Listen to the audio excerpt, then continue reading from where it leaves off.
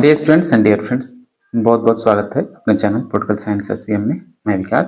मेरे साथियों, आज हम लोग बीपीएससी टीयर 3 का जो एग्जाम चल रहा है आपका, और कल जो एग्जाम आपका बेहद महत्वपूर्ण है, कल से स्टार्ट है 19 तारीख से।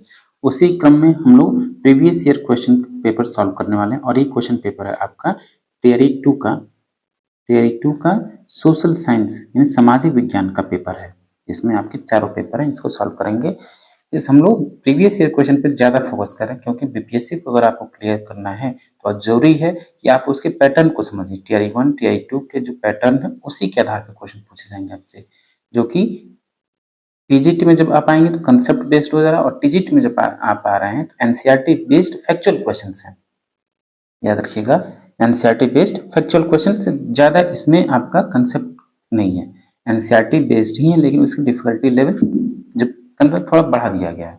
इसलिए जरूरी है आप किसी भी बीपीएससी के एग्जाम, किसी भी विषय की आप तैयारी करें तो जरूरी है कि आप बीपीएससी के प्रीवियस ईयर क्वेश्चन पेपर को जरूर सॉल्व करें।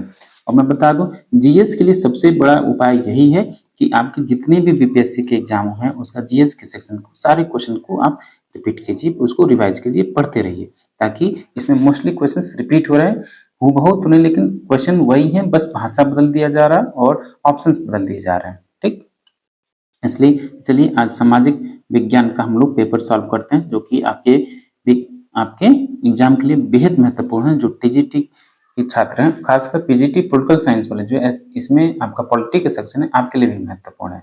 इसलिए इसको अच्छे से आप सॉल्व कीजिए, क्योंकि आपका एग्जाम नज़दीक है। तो हम लोगों ने सोचा कि previous year question paper SST का अपलोड करें, क्योंकि बहुत लोग डिमांड कर रहे हैं। चलिए, ये आपका लैंग्वेज का, ये जनरल स्टडीज का वीडियो पॉज करके आप इसको देख सकते हैं, जनरल स्टडीज में कैसे प्रश्न पूछे गए हैं।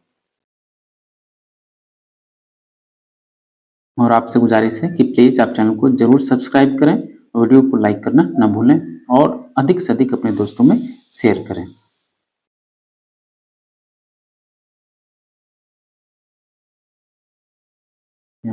ये 70 क्वेश्चन आपके ऐसे ही होते हैं। ये जरा देखिएगा, ये आपका जो जीएस के सेक्शन है पॉलिटिकली बेहद महत्वपूर्ण है, देख लीजिए इसको।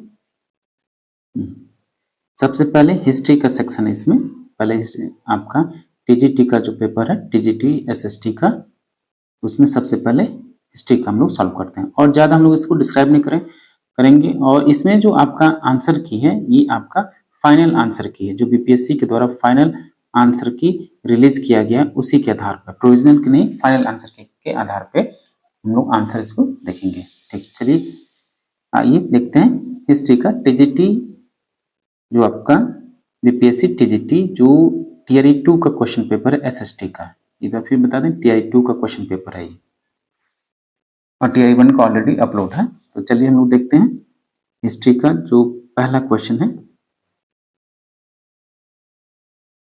कि 1826 में सर्वप्रथम हड़प्पा के संबंध में किसने उल्लेख किया था। इसका राइट आंसर ऑप्शन है चार्ल्स मैसन। नेक्स्ट क्वेश्चन है क्वेश्चन नंबर 2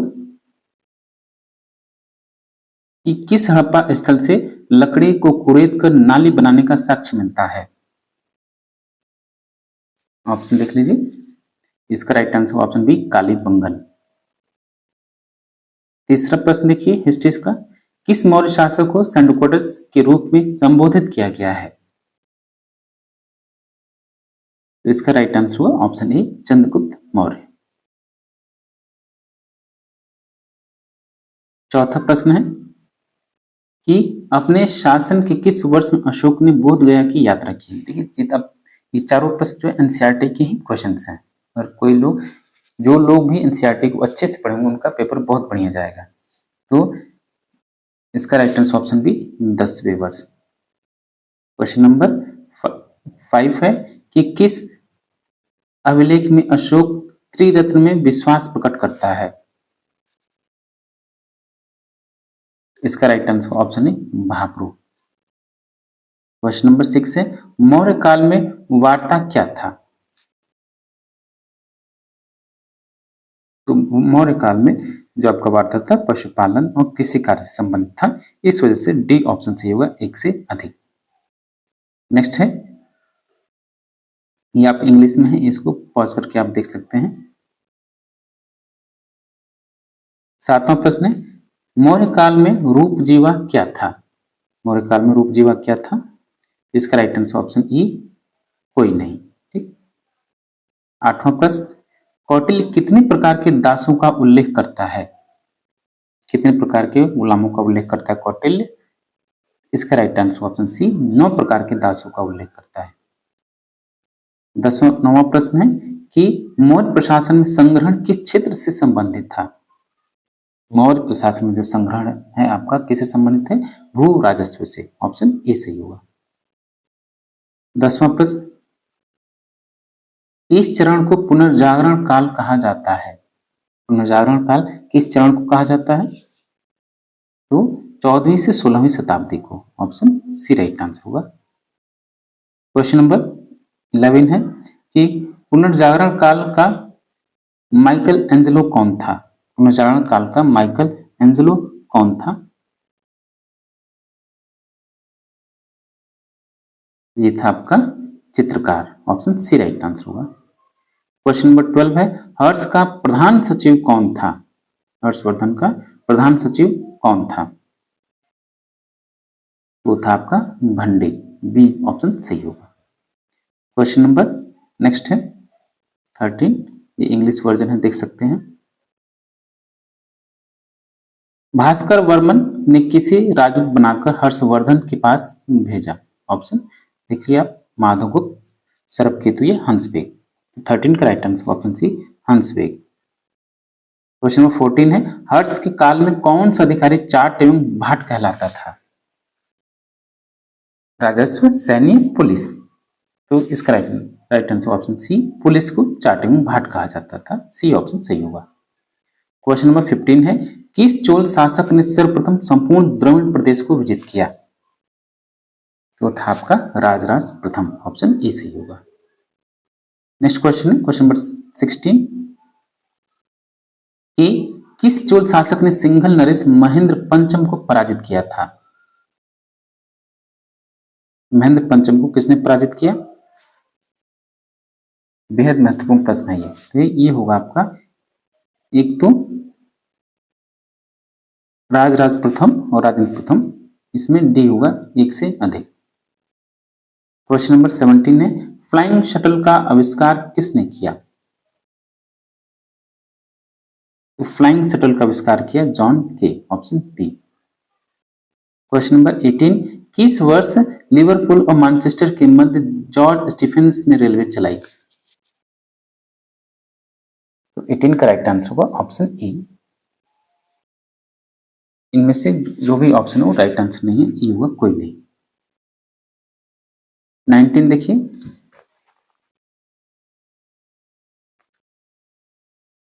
क्वेश्चन नंबर 19 है, द वेल्थ ऑफ नेशंस किसकी रचना है? बेहद महत्वपूर्ण पुस्तक है और बार बार पूछा जाता है आपसे ये। द वेल्थ ऑफ नेशन जो रचना है वो है आपकी एडम स्मिथ की। सी राइट आंसर होगा। क्वेश्चन नंबर 20 है, टाइड क्या था? नमक कर, कृषि कर या धार्मिक कर? जो टाइड था वो था आपका धार्मिक कर। ऑप्शन सी राइट आंसर होगा। क्वेश्चन नंबर 21 है, discourse on inequality second discourse किसने लिखा? बेहद महत्वपूर्ण रचना है, पॉलिटिकल साइंस वाले जानते होंगे ये पुस्तक किसकी है। द डिस्कोर्स ऑन इक्वलिटी जो पुस्तक है वो है आपकी जीन जैक रूसो की। तो सी ऑप्शन सही होगा, जिसने समान इच्छा का सिद्धांत दिया। क्वेश्चन नंबर 22, इस द्वीप पर नेपोलियन बोनापार्ट का जन्म हुआ था? कार्सिका, एल्बा या सेंट हेलेना? तो 22 का राइट आंसर ऑप्शन नहीं, कार्सिका द्वीप पर बोनापार्ट का जन्म हुआ। अगला प्रश्न देखिए 23, द स्पीच ऑफ लॉर्ड नामक पुस्तक किसने लिखी है? द स्पीच ऑफ लॉर्ड पुस्तक किसके द्वारा लिखी गई? ये भी पॉलिटिकल साइंस वाले बेहतर तरीके से जान होंगे। तो मॉन्टेस्क्यू, जिसमें इसने सेपरेशन ऑफ पावर यानी शक्ति पृथक्करण सिद्धांत का उद्घाटन किया। तो सी ऑप्शन सी होगा, स्पीच ऑफ लॉर्ड मॉन्टेस्क्यू। अगला प्रश्न है आपका 24, कि कुतुबुद्दीन ऐबक ने किस मूल्य पर इल्तुतमिश को खरीदा था? यानी कुतुबुद्दीन ऐबक ने इल्तुतमिश अपने गुलाम को कितने रुपए पे खरीदा हो? तो 24 का राइट आंसर होगा ऑप्शन नंबर बी 1,00,000 जीतल में, बी सही होगा। नेक्स्ट है कि किस वर्ष इल्तुतमिश को बगदाद के खलीफा द्वारा मान्यता प्राप्त हुई। बेहद महत्वपूर्ण प्रश्न है, कॉमन प्रश्न ही पूछा गया जो आपसे कॉमन है। तो इसका राइट आंसर होगा 1229, तो सी ऑप्शन सही होगा।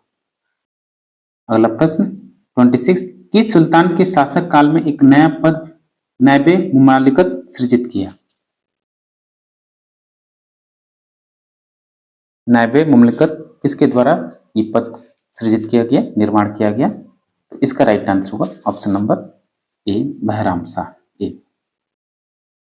क्वेश्चन नंबर 27 है, बलबन को सर्वप्रथम किस दायित्व के निर्वहन हेतु नियुक्त किया गया था।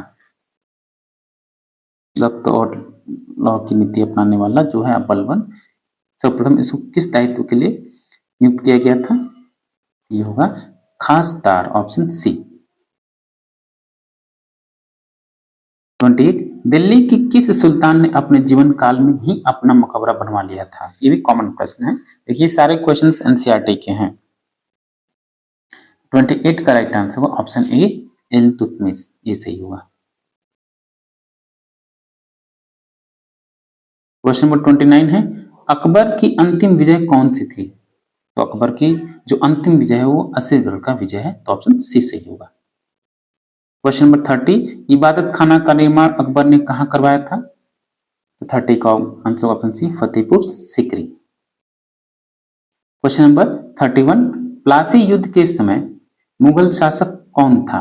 ये क्वेश्चन भी बेहद महत्वपूर्ण है। प्लासी युद्ध के समय मुगल शासक कौन था, ये थे आपके आलमगीर द्वितीय।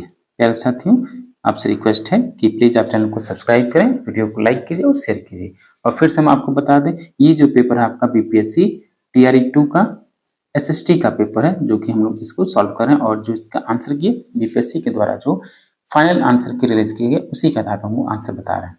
और लास्ट तक बने रहिए कि हम लोग एक बेहद महत्वपूर्ण बात करेंगे जो आपके एग्जाम की दृष्टि से बेहद महत्वपूर्ण। अगर आप टेक्निक अपना लेंगे तो आपका आधा सरदर्द वैसे ही समाप्त हो जाएगा, लेकिन आपको चैनल पर लास्ट तक बना रहना होगा। 32,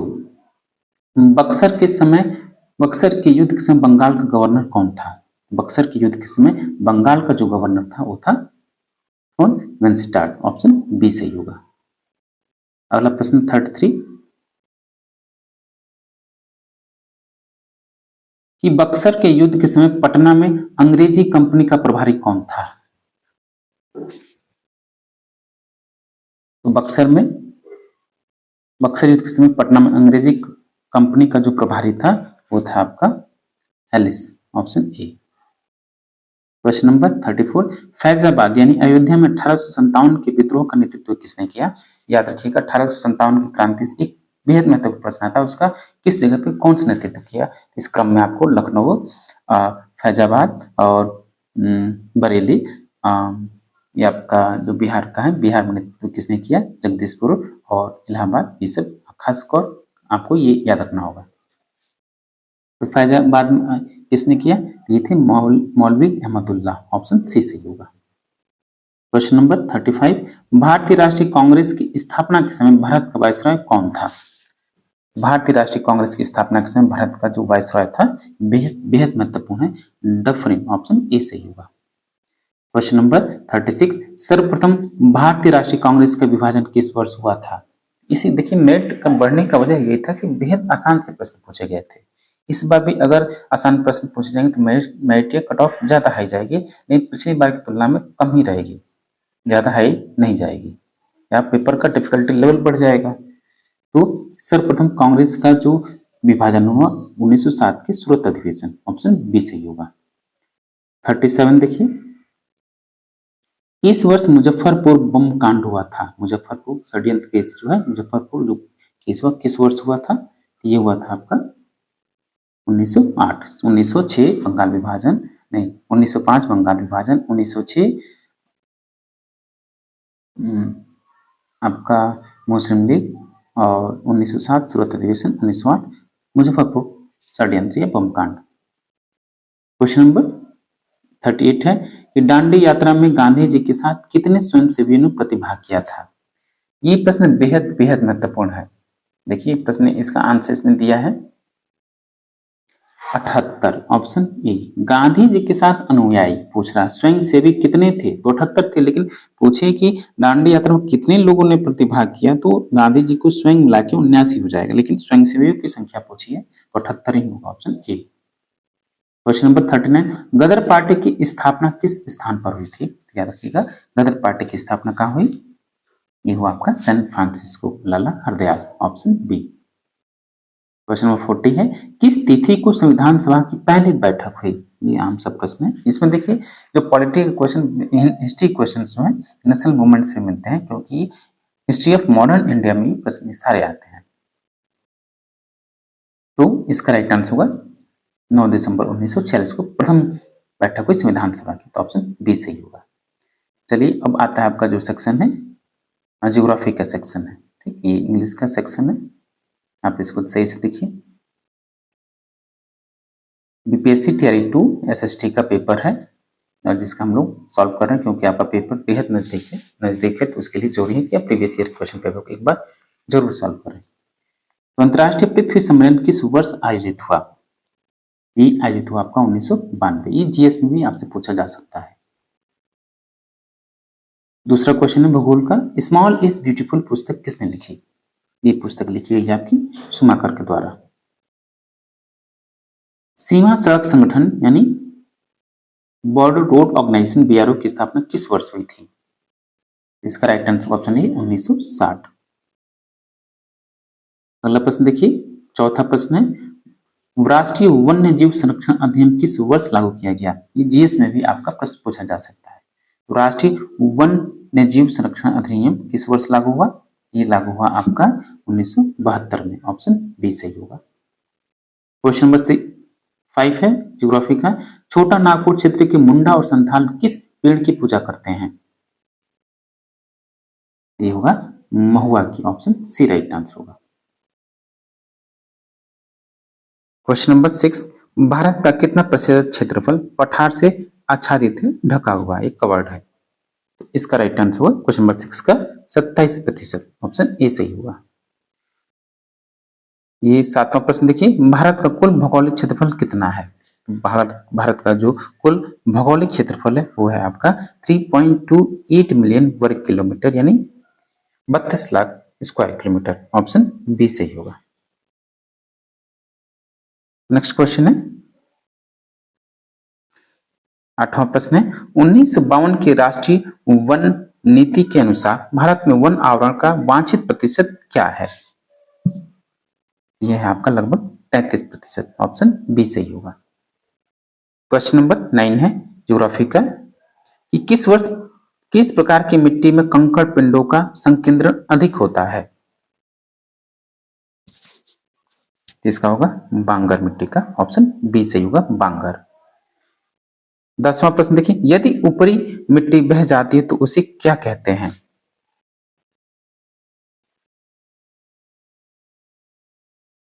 तो ऊपरी मिट्टी बह जाती है तो हम इसको क्या कहते हैं, शीट कटाव, ऑप्शन बी सही होगा शीट कटाव। 11वां प्रश्न देखिए, लेप्चा लोकगीत देश के किस भाग से संबंधित है, लेप्चा लोकगीत देश के किस भाग से संबंधित है, तो ये है आपका उत्तरी दार्जिलिंग, ऑप्शन सी सही होगा। 12वां प्रश्न देखिए, बांधवगढ़ राष्ट्रीय उद्यान किस राज्य में स्थित है, तो बांधवगढ़ राष्ट्रीय उद्यान जो है आपका किस राज्य में स्थित है, तो है आपका मध्य प्रदेश, तो बी सही होगा। 13वां प्रश्न, भारत के किस राज्य में सबसे अधिक वन क्षेत्र हैं, सबसे अधिक वन क्षेत्र किस राज्य में भारत के, तो 13 का राइट आंसर ऑप्शन सी मध्य प्रदेश, सी सही होगा एमपी।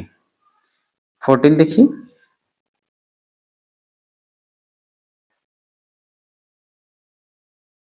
तो 14वां प्रश्न है आपका, निम्नलिखित में से किस संरक्षण रणनीति में सीधे तौर पर सामुदायिक भागीदारी शामिल नहीं है, तो इसका राइट आंसर ऑप्शन सी वन्य जीव अभयारण्यों का सीमांकन, ऑप्शन सी सही होगा। भारत में जल विद्युत ऊर्जा परियोजनाओं द्वारा बिजली का कितना प्रतिशत योगदान होता है,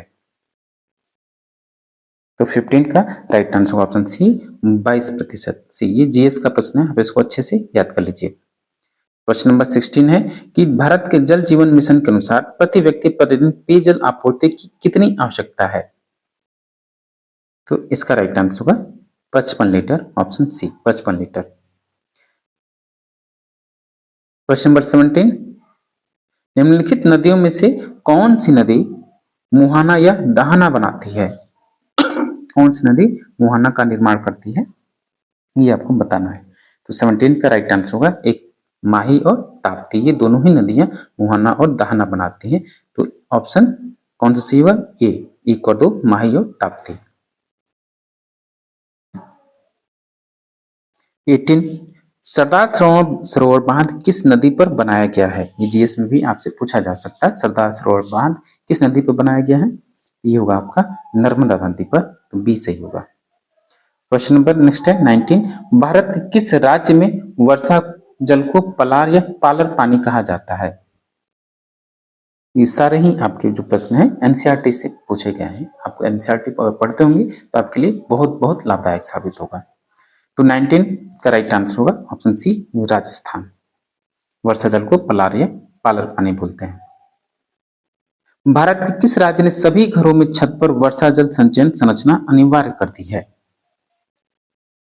तो इसका राइट आंसर ऑप्शन है तमिलनाडु। अगला प्रश्न 21, कि किस देश में झूम खेती यानी स्लैश एंड बर्न कृषि को मिल्पा के नाम से जाना जाता है? मिल्पा के नाम से किस देश में झूम खेती को जाना जाता है? तो ये होगा आपका मेक्सिको में झूम खेती को मिल्पा के नाम से जाना जाता है। 22, रक्तहीन क्रांति के आंदोलन की शुरुआत किसने की?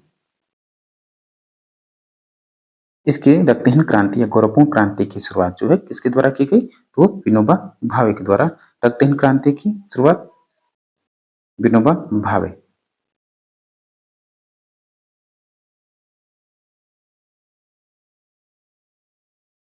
ट्वेंटी थ्री देखिए, गन्ना उत्पादन में भारत विश्व में किस स्थान पर है? गन्ना उत्पादन भारत विश्व में किस स्थान पर है? ये दूसरे स्थान पर, सी ऑप्शन सही होगा। क्वेश्चन नंबर नेक्स्ट है 24, कि वर्ष 2019-20 में भारत के किस राज्य ने मूंगफली का सबसे अधिक उत्पादन किया? उत्तर प्रदेश, मध्य प्रदेश या गुजरात? तो 24 का सी होगा गुजरात। वैसे भी गुजरात में मूंगफली का सबसे ज्यादा उत्पादन होता है। क्वेश्चन नंबर 25, मैग्नेटाइट अयस्क में लोहे की सांद्रता कितने प्रतिशत होती है? मैग्नेटाइट अयस्क में जो लोहे की सांद्रता होती है वो 70% होती है, तो बी ऑप्शन सही होगा।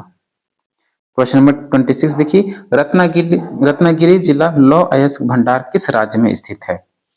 तो रत्नागिरी जिला लौह अयस्क भंडार जो है आपका महाराष्ट्र में स्थित है, option C Maharashtra. Question number 27, कि अंकलेश्वर तेल क्षेत्र किस राज्य में स्थित है? ये क्वेश्चन भी बेहद महत्वपूर्ण है, जीएस में पूछा जा सकता है। तो इसका राइट आंसर होगा ऑप्शन ए गुजरात, ये सही होगा गुजरात। नेक्स्ट क्वेश्चन है क्वेश्चन नंबर 28, पार्वती घाटे का भूतापीय संयंत्र कहाँ स्थित है? तो पार्वती घाटे का भूतापीय संयंत्र जो है वो आपका हिमाचल प्रदेश में स्थित है, तो सी सही होगा। प्यारे साथियों, मैं फिर से एक बार आपको बता दूं कि हम लोग आज बीपीएससी टीआरई 2 का जो एसएसटी का क्वेश्चन पेपर है उसको सॉल्व कर रहे हैं, और ये जो है बीपीएससी के द्वारा फाइनल आंसर की के आधार पर हम लोग इसको देख रहे हैं, ठीक, क्योंकि आपकी एग्जाम की दृष्टि से बेहद महत्वपूर्ण है। तो आप चैनल बने रहिए, और लास्ट में हम लोग कुछ ऐसा चर्चा करने वाले आपको बताने वाले हैं जिससे आपको एग्जाम में बेहद बेहद लाभ होगा। स्टडी के आधार पर हम लोग तमाम स्टडी के आधार पर हम लोग आगे चर्चा करेंगे। मात्र 1 मिनट, इसलिए जरूरी है कि आप वीडियो को अंत तक देखें। 29, कि अधात्विक खनिज कौन सा है? तो अधात्विक खनिज जो है आपका अभ्रक है, लोहा मैंगनीज धात्विक है। 30 देखिए, भेल भारत हेवी इलेक्ट्रिकल्स लिमिटेड किस प्रकार के क्षेत्र के अंतर्गत आता है? तो जो भेल है आपका वो सार्वजनिक क्षेत्र में, पब्लिक सेक्टर में शामिल है, सरकारी उद्यम है। 31, मुंबई में पहली सफल कपड़ा मिल किस वर्ष स्थापित की गई थी? मुंबई में पहली सफल कपड़ा मिल जो है आपकी 1854 में स्थापित की गई। ऑप्शन ए सही होगा 1854। अगला प्रश्न देखिए 32, भद्रावती लौह अयस्क एवं इस्पात संयंत्र कहाँ स्थित है? ये आपका कर्नाटक में स्थित है, तो बी सही होगा कर्नाटक। 33, भारत के किस पठार में लौह एवं इस्पात उद्योग का सर्वाधिक संकेंद्रण है? ये होगा आपका छोटा नागपुर पठार। ऑप्शन ए सही होगा। क्वेश्चन नंबर 34 है कि समताप मंडल की ऊंचाई क्या है? देखिए बेहद महत्वपूर्ण है, जियोग्राफी में पूछा, हो सकता है आपको सिर्फ जीएस में भी पूछ ले। तो समताप मंडल की ऊंचाई क्या है? तो इसका right answer option B 50 kilometre. B सही होगा 50 किलोमीटर। क्वेश्चन नंबर 35 है अटल टनल की लंबाई कितनी है? देखिए जीएस का प्रश्न होना चाहिए, बल्कि आपके सब्जेक्ट में पूछ दिया है, करंट का भी क्वेश्चन है ये। तो अटल टनल की लंबाई जो है आपकी कितनी है? 9.2 किलोमीटर। ई ऑप्शन सही होगा। 36, भारत का सबसे बड़ा बंदरगाह कौन सा है? तो भारत का सबसे बड़ा बंदरगाह है वो आपका मुंबई है।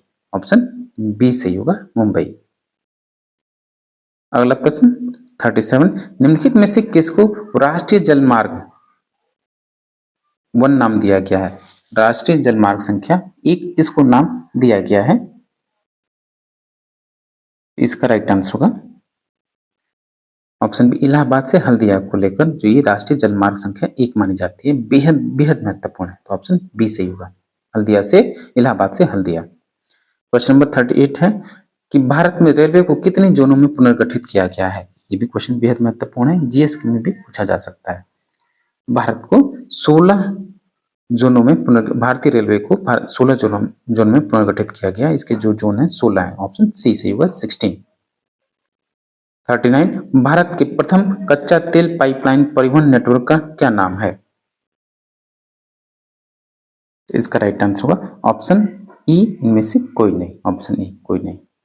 40 कि 1855 में भारत में पहली जूट मिल किस वर्ष किस स्थान पर लागू की गई? 1854 में जूट मिल किस स्थान पर स्थापित की गई? तो इसका right answer option C Rishra. Option C Rishra. अब देखिए हम लोग इकोनॉमिक्स को देखते हैं, यानी अर्थशास्त्र का जो सेक्शन है उसको देखते हैं। फिर से मैं बता दूं ये बीपीएससी टीआरई 2 का क्वेश्चन पेपर है, एसएसटी का। ठीक, एसएसटी का क्वेश्चन पेपर, इसको हम लोग सॉल्व कर रहे हैं। और आपसे रिक्वेस्ट है, गुजारिश है कि प्लीज आप चैनल को सब्सक्राइब कीजिए और अधिक से अधिक शेयर कीजिए। वर्ष 2022-23 में भारत की प्रति व्यक्ति शुद्ध राष्ट्रीय आय वर्तमान कीमतों पर कितनी थी? ये आपका इकोनॉमिक्स का पहला क्वेश्चन है। इसका right answer option C 1,72,000। Option C सही होगा। क्वेश्चन नंबर 2 है कि भारत में बेरोजगारी का अनुमान लगाने के लिए किस अवधारणा को राष्ट्रीय नमूना सर्वेक्षण संगठन द्वारा विकसित किया गया? तो इसका डी होगा 1 से अधिक, 3 वर्ष रुपये होता है। क्वेश्चन नंबर ई, भारत में पहले चरण में कौन सा गरीबी उन्मूलन कार्यक्रम शुरू किया गया? भारत में पहले चरण में, पहले प्रथम पंचवर्षीय योजना आप कह सकते हैं इसको, उसमें एकीकृत ग्रामीण विकास कार्यक्रम शुरू किया गया। ऑप्शन ए सही होगा। क्वेश्चन नंबर नेक्स्ट है चौथा प्रश्न, NFHS 5 सर्वेक्षण के अनुसार भारत में किस राज्य में सर्वाधिक बहुआयामी गरीब थे? किस राज्य में बहुआयामी गरीब थे? मल्टी डायमेंशनल पुअर या पॉवर्टी? तो इसका राइट आंसर होगा option number B Bihar. Option B Bihar से होगा। क्वेश्चन नंबर 5वां है, भारत में बहुआयामी ग्रामीण गरीबी का प्रतिशत भाग 1921 में क्या था? तो ये था आपका कितना था? 19.28%। ऑप्शन ए सही होगा। क्वेश्चन नंबर 6 है, भारत में बहुआयामी गरीबी में सुधार का क्या कारण है? भारत में बहुआयामी गरीबी में सुधार का जो कारण है वो है आपका पोषण में सुधार, स्वच्छता और खाने बनाने के ईंधन में व्यवस्था से, इसलिए तीनों ही शामिल है। तो डी ऑप्शन से होगा 1 से अधिक। 7वां प्रश्न है कि 2021-22 में बिहार के सकल राज्य घरेलू उत्पाद में किस क्षेत्र का सर्वाधिक योगदान था? तो इसका राइट आंसर होगा ऑप्शन नंबर सी तृतीय क्षेत्र में। क्वेश्चन नंबर 8 है, बिहार का 2021-22 में ऋण जमा अनुपात क्या था? ये था आपका 44.2%। ऑप्शन बी सही होगा। क्वेश्चन नंबर नेक्स्ट है 9। निम्नलिखित में से कौन सा बिहार के मानव विकास से संबंधित है? बिहार के मानव विकास से कौन सा संबंधित है? तो इसका मिला लीजिएगा आप ऑप्शन डी, उपयुक्त में से एक से अधिक। 10वां प्रश्न है, फसल गहनता से आप क्या समझते हैं? फसल गहनता से आप क्या समझते हैं? मोस्ट इंपॉर्टेंट क्वेश्चन है। तो एक वर्ष की कृषि अवधि में एक ही खेत में कई फसलों को उगाना, ऑप्शन ए सही होगा। क्वेश्चन नंबर 11 कि बिहार की वृद्धि दर 2021-22 में क्या थी?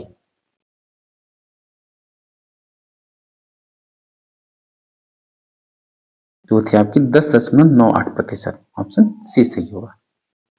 क्वेश्चन नंबर 12 बिहार की 2022 में अनुमानित जनसंख्या क्या थी? बिहार की 2022 में जो अनुमानित जनसंख्या वो है आपकी 12.49 करोड़ 49 करोड़, ऑप्शन सी सही होगा।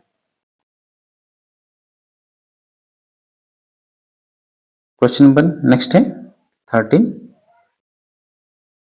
कि अर्थव्यवस्था के आउटपुट स्तर में वृद्धि किसके द्वारा प्राप्त की जाती है?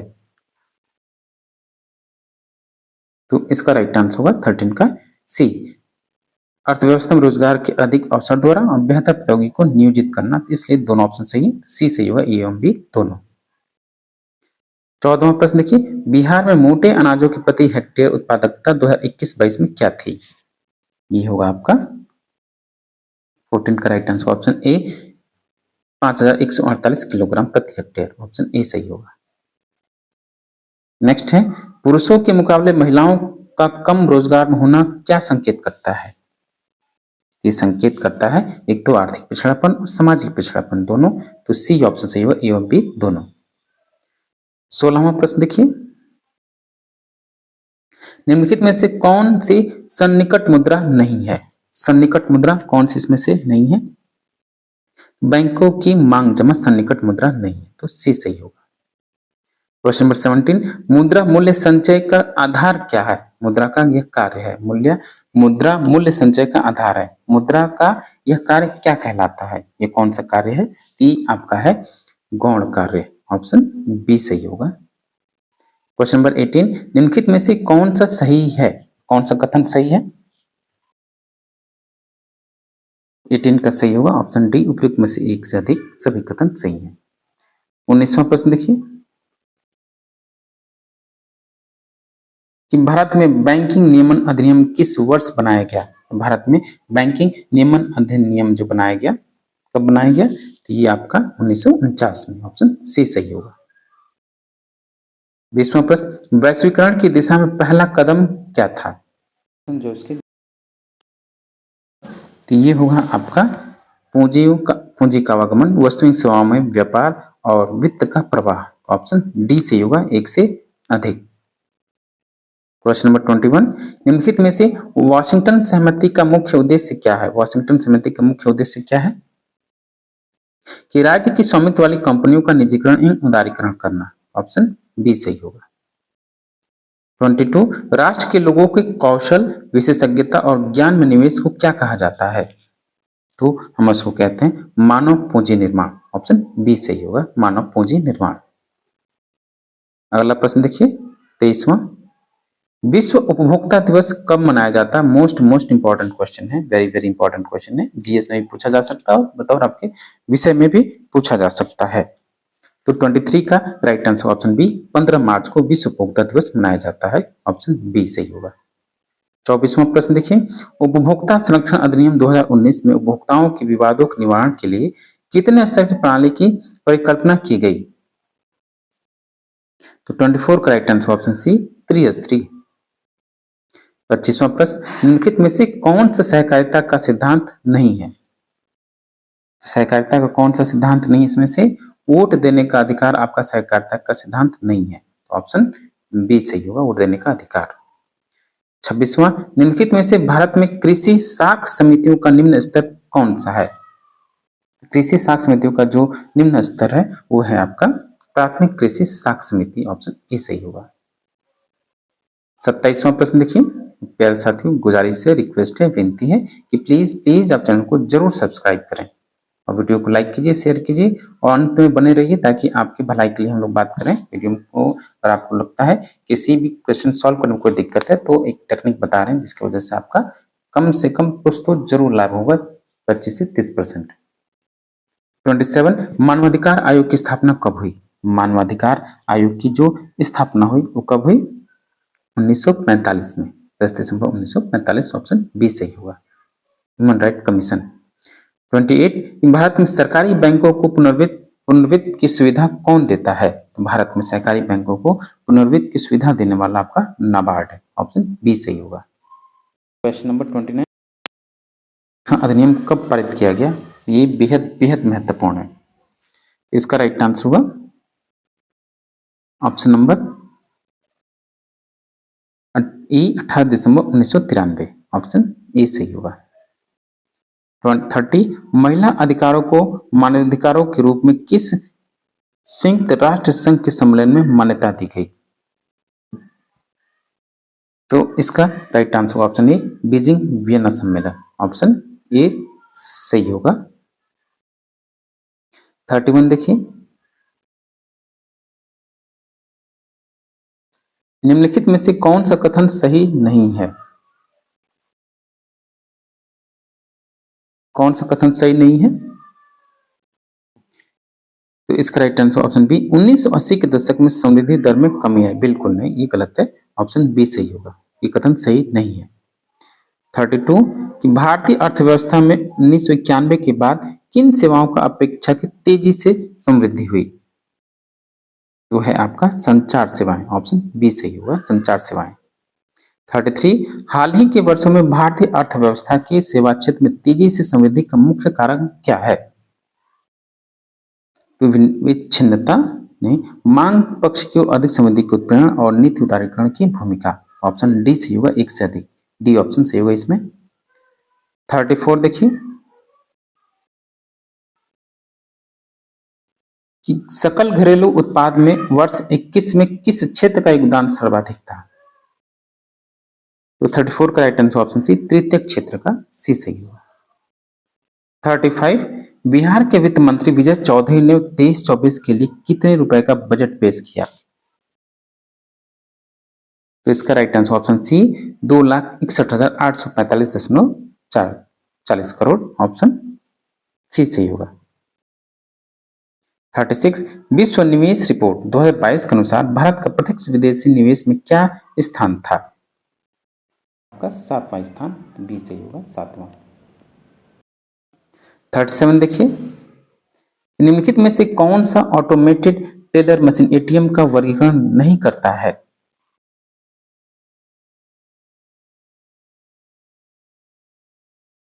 ये तीनों में नहीं करते हैं, ए और बी तो करते ही नहीं है, तो इसका आंसर बताया बीपीएससी ने, ऑप्शन डी उपयुक्त में से एक से अधिक। 39 देखिए, 38 निम्नलिखित में से असम्मिलित को बताइए, जो सम्मिलित नहीं उसको बताना है। तो जो कौन सा इसमें से सम्मिलित नहीं है? State bank of India, Punjab national bank और रिजर्व बैंक ऑफ इंडिया। तो इसका राइट आंसर होगा दोनों ही सरकारी बैंक हैं, इनसे जो सुसंगत नहीं है वो है आपका रिजर्व बैंक इंडिया, क्योंकि इसी के अधीन दोनों हैं, ऑप्शन सी सही होगा। 39 वाणिज्यिक बैंक सामान्य रूप से ब्याज नहीं देते हैं, सामान्य रूप से ब्याज नहीं देते हैं किस पर? तो वाणिज्यिक बैंक जो कमर्शियल बैंक होते हैं किस पर ब्याज इंटरेस्ट नहीं देते हैं? वो मांग जमाव पर, ऑप्शन ए सही होगा, मांग जमाव पर। लास्ट क्वेश्चन है ज्योग्राफी का, बीपीएससी टीआई 2 क्वेश्चन पेपर है ये, एक बार फिर बता दें आपको, ज्योग्राफी यानी भूगोल का ये लास्ट क्वेश्चन है, question number 40। Reserve bank of India को अर्थव्यवस्था में साख की पूर्ति को नियंत्रण करने की आवश्यकता होती है, क्योंकि इसलिए आवश्यकता होती है क्योंकि साख में अनियंत्रित वृद्धि मुद्रास्फीति हो सकती है, ऑप्शन सी सही होगा, सी। और सबसे महत्वपूर्ण सेक्शन है आपका पॉलिटिकल साइंस, ठीक, इसको आप इंग्लिश वाला देख लीजिए।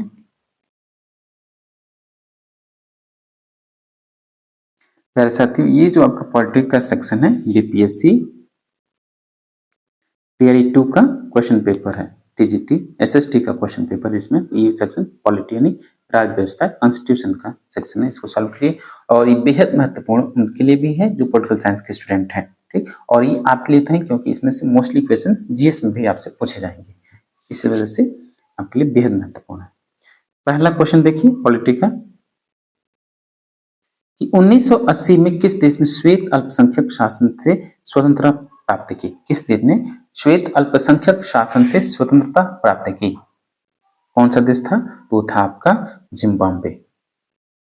क्वेश्चन नंबर 2 है प्रजातंत्र के विरुद्ध कौन सा वैध तर्क नहीं है? कौन सा वैध तर्क नहीं प्रजातंत्र के खिलाफ? ये है आपका यह अस्थिरता की ओर ले जाता है, बिल्कुल नहीं। यह भ्रष्टाचार की ओर ले जाता है, बिल्कुल नहीं। और इसमें देरी होती है, इससे देरी होती है, इसका ये कोई वैध तर्क नहीं है या इसके विरुद्ध आलोचना स्वीकार नहीं की जाती है, इसमें ऐसा कुछ नहीं होता है इसमें, इसलिए इसका आंसर ई होगा, उपयुक्त में से कोई नहीं। क्वेश्चन नंबर 3 कौन सा देश सार्वभौमिक व्यस्त मताधिकार का अनुसरण नहीं करता है? किस देश में सभी को वोट देने का अधिकार प्राप्त नहीं है? ये आपसे प्रश्न पूछा गया है। तो न तो एस्टोनिया में, नहीं सऊदी अरब में, ठीक, और फिजी में भी। तो डी से होगा, एक से अधिक, डी। क्वेश्चन नंबर 4 है कि संविधान सभा की प्रथम बैठक की अध्यक्षता किसने की? संविधान सभा की प्रथम बैठक की अध्यक्षता किसने की? आप सभी को पता है। ये प्रश्न देखिए घुमा दिया गया है,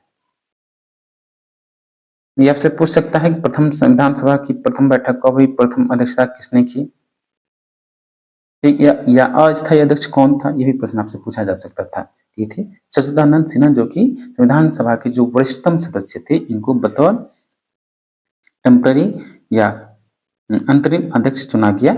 ये इसलिए प्रथम संविधान सभा की प्रथम बैठक की अध्यक्षता सच्चिदानंद सिन्हा के द्वारा किया गया। ऑप्शन सी सही होगा। क्वेश्चन नंबर 5 है भारत एक प्रजातांत्रिक गणराज्य है क्योंकि भारतीय संविधान ने व्यवस्था की है। लोकतांत्रिक गणराज्य भारत ऐसा इसलिए क्योंकि भारत ने किस चीज की व्यवस्था की है? निर्वाचित राष्ट्रपति की। ऑप्शन ए सही होगा। जो देश का सर्वोच्च पद है वो निर्वाचित है, जनता के द्वारा प्रत्यक्ष या प्रत्यक्ष रूप से निर्वाचित होता है, इसी को हम लोकतांत्रिक या प्रजातांत्रिक गणराज्य बोलते हैं। ऑप्शन ए सही होगा। क्वेश्चन नंबर 6 है सरकार के विभिन्न अंगों में शक्तियों की साझेदारी को हम क्या कहते हैं? हम उसको बोलते हैं सेपरेशन ऑफ पावर, जो कि ये सिद्धांत मॉन्टेस्क्यू के द्वारा दिया गया और किस पुस्तक में? द स्पिरिट ऑफ लॉज में। 7वां प्रश्न देखिए कि राष्ट्रीय मानवाधिकार आयोग किस प्रकार का निकाय या किस प्रकार का संस्था है? तो राष्ट्रीय मानवाधिकार आयोग जो है वो आपका क्या है कि एक स्टेट्यूटरी बॉडी है, सही है, सांविधिक है, 1993 में स्थापित हुआ और बहुसदस्यीय निकाय है इसमें, क्योंकि कई सदस्य होते हैं। तो डी से उपयुक्त में से एक से अधिक सत्य कथन है। 8वां प्रश्न संवैधानिक उपचारों के अधिकार को किसने हमारे संविधान का हृदय और आत्मा कहकर पुकारा? बेहद बेहद महत्वपूर्ण और बेहद आसान सा प्रश्न। ये उन्होंने ही कहा जो आपके देश के संविधान के रचयिता हैं, जनक हैं। कौन? तो हैं आपके doctor Bhimrao Ambedkar. Option B सही होगा। अनुच्छेद 32 जो है संवैधानिक उपचारों का अधिकार, जिसको क्या बोलते हैं? भारतीय संविधान की आत्मा और हृदय। 9वां प्रश्न देखिए किस वर्ष श्रीलंका एक स्वतंत्र देश के रूप में अस्तित्व में आया? यानी श्रीलंका का जन्म कब हुआ? ये पूछा गया आपसे।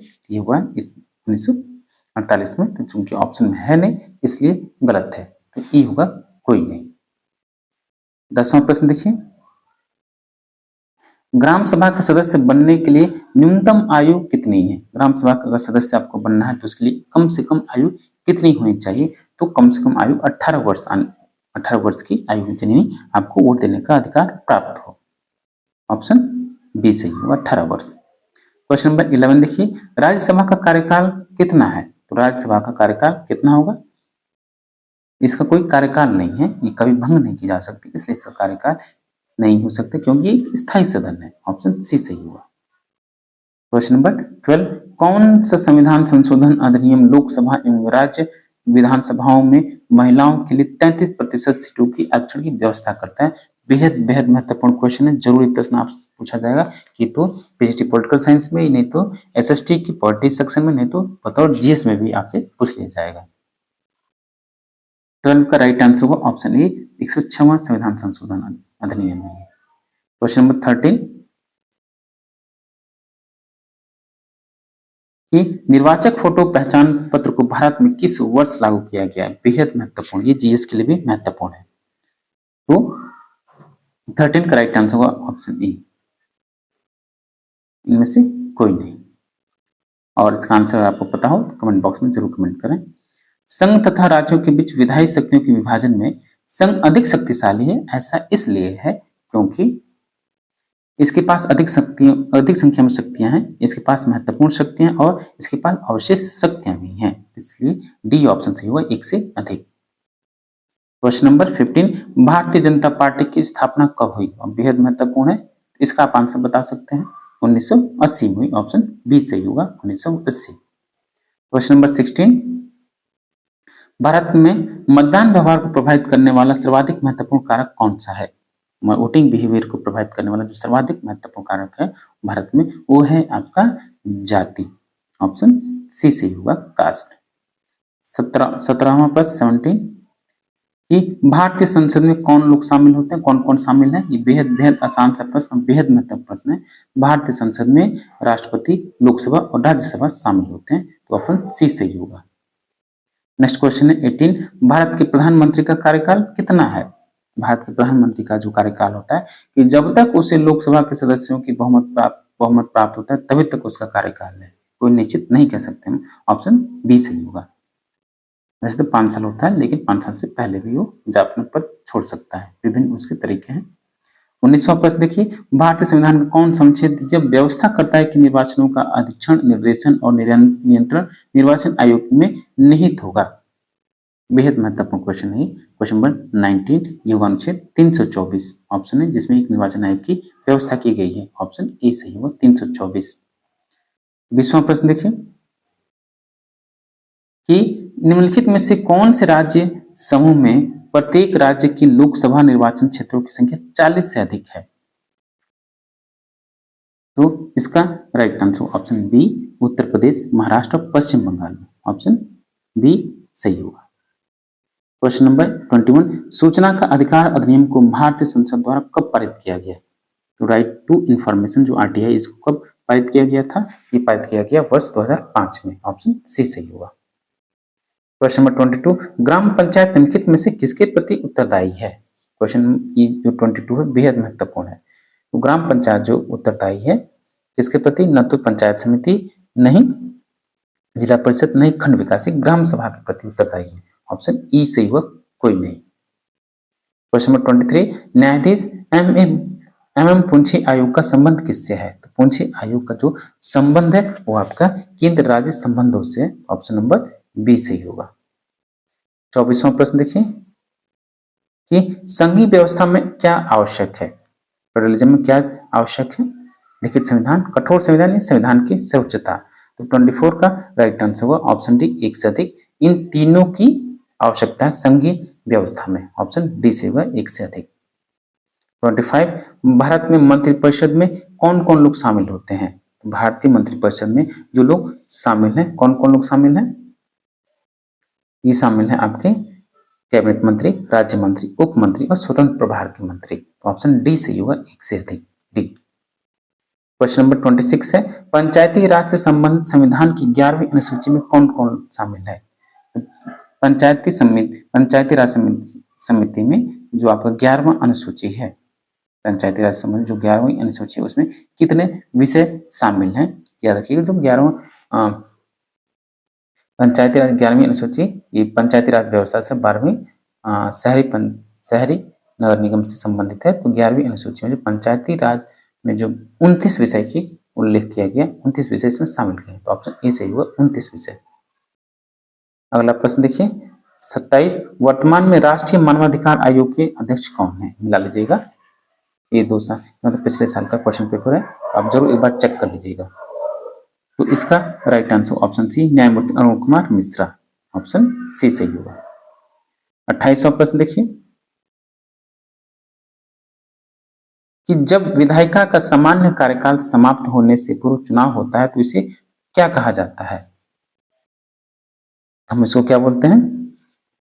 मध्यावधि चुनाव, ऑप्शन ए राइट आंसर। कोई उपचुनाव न मार दे, याद रखिएगा, ठीक, ऑप्शन ए सही होगा। इसको मध्यावधि चुनाव बोलते हैं। 29, एक प्रजातांत्रिक सरकार बेहतर सरकार है क्योंकि, एक लोकतांत्रिक सरकार बेहतर है इसलिए बेहतर है क्योंकि ये अधिक उत्तरदायी है, यह निर्णय निर्माण गुणवत्ता में सुधार करती है, यह नागरिकों की गरिमा को बढ़ाती है। तीनों ऑप्शन सही है, तो डी सही हुआ, एक से अधिक। क्वेश्चन नंबर 30, मंडल आयोग के बारे में निम्नलिखित में से कौन सा कथन असत्य है? मंडल आयोग बेहद महत्वपूर्ण है। टीआरई 1 टीआरई 2 पीजीटी में प्रश्न आ चुका है। टीआरई 1 टीआरई 2 दोनों ही पिछड़े वर्ग, जो पिछड़ा वर्ग आयोग है, दोनों से संबंधित प्रश्न दो आ चुके हैं, टीआरई 1 टीआरई 2 में। पीजीटी पॉलिटिकल साइंस में इसमें भी आया है। इसका राइट आंसर होगा ऑप्शन ई, इनमें से कोई नहीं, सभी कथन इसका मतलब सत्य है। 31, भारत में मतदान की आयु 21 वर्ष से कम कर 18 वर्ष निम्नलिखित में से किस एक संवैधानिक संशोधन अधिनियम द्वारा किया गया? 61वां संविधान संशोधन अधिनियम 1989 के माध्यम से जो आयु है 18 वर्ष से 21 वर्ष घटाकर 18 वर्ष कर दी गई। 61वां संविधान संशोधन अधिनियम 1989। क्वेश्चन नंबर 32 है, भारत का निर्वाचन आयोग एक स्वायत्त निकाय है और एक संवैधानिक निकाय, ये सही, बी भी सही। 25 जनवरी 1950 को स्थापित किया गया, सही है, और 25 जनवरी को ही राष्ट्रीय मतदाता दिवस मनाया जाता है, तो इसका आंसर डी होगा, एक से अधिक कथन सत्य है निर्वाचन आयोग के बारे में। 33 है, मौलिक रूप से भारतीय संविधान द्वारा कितने मौलिक अधिकारों को मान्यता दी गई? शुरुआती मूल रूप से भारतीय संविधान के द्वारा कुल कितने मौलिक अधिकारों की मान्यता दी गई है? ये 7 मौलिक अधिकारों के, लेकिन वर्तमान में 6 हैं। संपत्ति के अधिकार को समाप्त कर दिया गया, इसका आंसर बी होगा 7। 34, राजनीतिक दल का कार्य क्या है? तो राजनीतिक दल का जो कार्य है, जन्म जुटाना, नीति विकल्प प्रदान करना और राजनीतिक शक्ति पर कब्जा करना, इसलिए इसका आंसर डी होगा, उपयुक्त में से एक से अधिक, ऑप्शन डी सही होगा। 35, मेरे साथियों आपसे रिक्वेस्ट है, गुजारिश है, प्लीज आप चैनल को जरूर सब्सक्राइब करें, वीडियो को लाइक कीजिए और शेयर कीजिए। ये पेपर आपका बीपीएससी टीआरई 2 का क्वेश्चन पेपर है और टीआरई 2 का क्वेश्चन पेपर है, जो इसका आंसर की फाइनल आंसर के हिसाब से है, और वीडियो के अंत तक बने रहिए क्योंकि हम लोग लास्ट में एक आपके लिए बेहतर विकल्प लेकर आए कि क्वेश्चन पेपर कैसे सॉल्व किए जाए जिससे आपके मार्क्स और तेज। ये जो तरीका है जरूर आप सुनिए ताकि आपको अधिक से अधिक और बेहतर लाभ मिल सके। भारत का राजधर्म क्या है? ये प्रश्न बेहद महत्वपूर्ण है, याद रखिए, भारत का कोई भी राज धर्म नहीं है, तो ई सही होगा, उपयुक्त में से कोई नहीं। 36 है, संविधान के अंतर्गत भारतीय नागरिकों को निम्नलिखित में से कौन सी स्वतंत्रता प्राप्त नहीं है? कौन सी स्वतंत्रता प्राप्त नहीं है? भाषा और अभिव्यक्ति स्वतंत्रता प्राप्त है, संघ व समुदाय बनाने की स्वतंत्रता प्राप्त है, देश के किसी भी भाग में निवास करने की स्वतंत्रता प्राप्त है, तो सभी ही प्राप्त है, इसलिए इसका आंसर क्या होगा? ई, इनमें से कोई नहीं। 37 कि कांग्रेस पार्टी द्वारा गरीबी हटाओ का नारा निम्नलिखित में से किस लोकसभा चुनाव में दिया गया? ये तो 19 बताइए किस में दिया गया? तो ये होगा 1971 में गरीबी हटाओ का नारा दिया गया था कांग्रेस के द्वारा, ऑप्शन सी सही होगा। क्वेश्चन नंबर 38 देखिए, सर्वोच्च न्यायालय के मुख्य न्यायाधीश की नियुक्ति कौन करता है? सर्वोच्च न्यायालय के मुख्य न्यायाधीश की नियुक्ति कौन करता है? बेहद आसान सा प्रश्न है। सर्वोच्च न्यायालय के मुख्य न्यायाधीश की नियुक्ति और उच्च न्यायालय के न्यायाधीशों की नियुक्ति, मुख्य न्यायाधीश की नियुक्ति और सुप्रीम कोर्ट या सर्वोच्च न्यायालय के अन्य न्यायाधीशों की नियुक्ति सहित मुख्य न्यायाधीश की नियुक्ति भारत का राष्ट्रपति करता है, ऑप्शन सी सही होगा, राष्ट्रपति। 39 आधुनिक समय में किस देश में सर्वप्रथम महिलाओं को मतदान का अधिकार प्रदान किया? आधुनिक समय में किस देश ने सर्वप्रथम महिलाओं को मतदान का अधिकार प्रदान किया? किसने ये प्रदान किया? आपका न्यूजीलैंड के द्वारा सबसे पहले इसने महिलाओं को मताधिकार का अधिकार दिया। और लास्ट क्वेश्चन है पॉलिटिक्स का, निम्नलिखित में से कौन सा क्षेत्रीय राजनीतिक दल नहीं है? क्षेत्रीय दल इसमें से नहीं है। नेशनल कॉन्फ्रेंस और इंडियन नेशनल लोकदल, राष्ट्रीय लोकदल, भारतीय राष्ट्रीय लोकदल, ये तीनों राज्य स्तरीय हैं। ये हरियाणा विकास पार्टी जो है आपकी क्षेत्रीय दल नहीं है, बाकी ये दोनों ही क्षेत्रीय दल हैं, ये आपका क्षेत्रीय दल नहीं है, तो सी राइट आंसर होगा, ऑप्शन सी। तो साथियों ये था आपका पीपीएससी टीआई 2 सोशल साइंस का क्वेश्चन पेपर, फाइनल आंसर के हिसाब से हम आंसर की बताएं। और अब आइए जिसके लिए मैं आपको रोका था कि अंत तक वीडियो आपको देखना है, एक मैं आपको सलाह दे रहा हूँ, अभी जो मैं आंसर की दिखाऊँ इसका और अन्य पेपर का भी, उसमें जो ऑप्शन सी है इसकी रिपीटेशन और प्रायोरिटी जो है सबसे ज़्यादा है। ई का इनमें अभी जो 4 सेट हैं हिस्ट्री का और आपका ज्योग्राफी, इकोनॉमिक्स और पॉलिटिकल, उसमें हिस्ट्री, ज्योग्राफी और इकोनॉमिक्स में, हिस्ट्री ज्योग्राफी में तो केवल ई ऑप्शन एक बार आया है और ज्योग्राफी में 2 बार और पॉलिटी में लगभग 2 या 3 बार आया है, मिला लीजिए। सबसे ज़्यादा जिस ऑप्शन का जो रिपीट हो रहा है वो है आपका ऑप्शन सी। अगर आपको सारे प्रश्न नहीं आ रहा, स्वाभाविक है सभी प्रश्न नहीं है, जो प्रश्न आ रहा है आप उसको सॉल्व कीजिए। अगर रिस्क लेना है तो आप ऑप्शन सी को देख सकते हैं। सी का जो रिपीटेशन बहुत ज़्यादा है, ठीक, खासकर हिस्ट्री, ज्योग्राफी और इकोनॉमिक्स में। और इसमें पॉलिटी में तो बदल जा रहा है, डी ऑप्शन सी, इनकी रिपीटेशन ज़्यादा है, लेकिन फिर भी सी का ज़्यादा है। नहीं बात विश्वास हो तो आप टीआरई 1 टीआरई 2 के क्वेश्चन पेपर को किसी भी विषय का आप मिला लीजिए आंसर के, इसलिए मैं आपको रुका था। और हो सके तो अगर नहीं आ रहा है तो उसको छोड़ दीजिए, तुक्का मानो तो इस हिसाब से आप मार सकते, किसी को नहीं लगा, लेकिन याद रखिएगा जो मैं बता रहा हूँ ऑप्शन जो सी है सबसे ज़्यादा इसकी प्रायोरिटी आती है। चलिए मिलते हैं आपसे नेक्स्ट वीडियो में। Thank you for watching.